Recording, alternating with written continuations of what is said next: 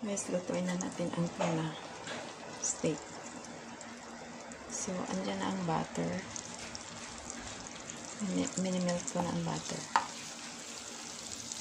Tapos, ilagay na natin ang red onion na ginamit sa marinade kanina.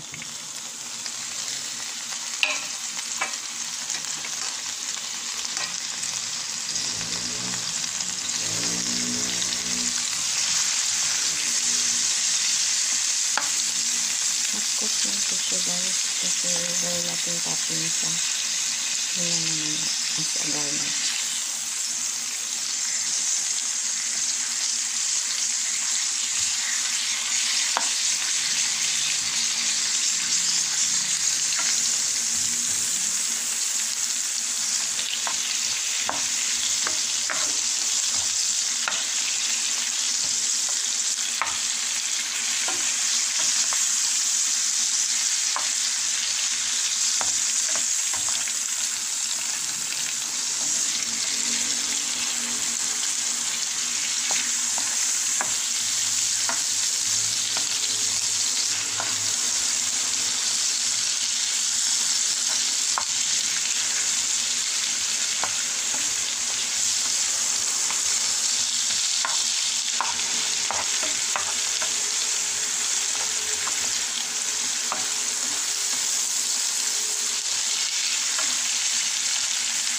Pwede na i-set aside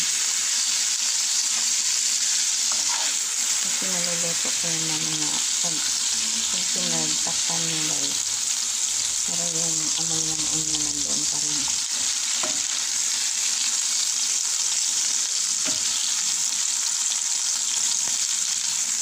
So ang isa na natin is ito ay ang tuna.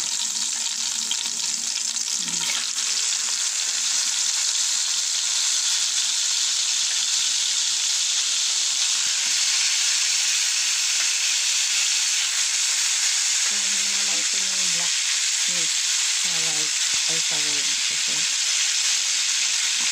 may tao na ayaw kainin ng black, so pwede kainin ng ibang tao yan.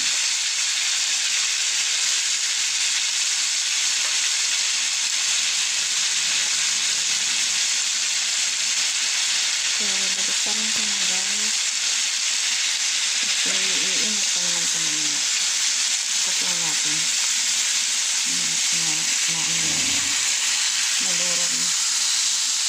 madurog dahil sa ganyan. Mabilis lang po siya maluto guys. Yung sauce ang po natin isilaw yan.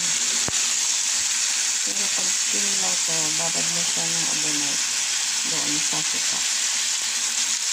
So, ganyan lang naman siya guys. Tapos, ilagay na natin ang marinade. So, ito yung soy sauce marinade. Tapos, pakuloyin lang yan siya hanggang sa maluto. And then, itapping mo na ito. Pag maluto na yung isda, ilagay mo na itong onion sa ibabaw. So, ganun lang guys. Ang ngayon. Tapos, serve na. So, takpan lang guys pag nag-serve kasi parang yung amoy ng onion and then natin serve. So, thank you so much guys for watching. I hope you subscribe.